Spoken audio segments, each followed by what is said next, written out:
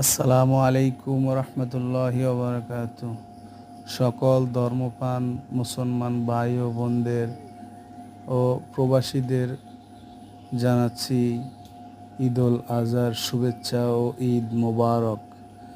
তো আজকে সকালবেলা যেহেতু ঈদ, তো আমরা ঈদের নামাজের আগে সকালবেলা আমাদের কোরবানির পশুটাকে ভালো করে গোসল করে নিয়েছি। ভালো করে পরিষ্কার করে গোসল করাতে হয়। তো আমরা আজকে গোসলটা সেরে নিলাম। গরুর গোসল করানোর পরে আমরা তাকে একবারে ভালো করে মেজে খুব সুন্দর করে একটি রিল্যাক্সে একটি গোসল করাইয়েছি। যদিও সে অশান্ত, কিন্তু দেখুন আল্লাহর কি হুকুম, আল্লাহর রাস্তায় আজ সে কোরবানি হবে, আল্লাহ তাকে কবুল করেছেন।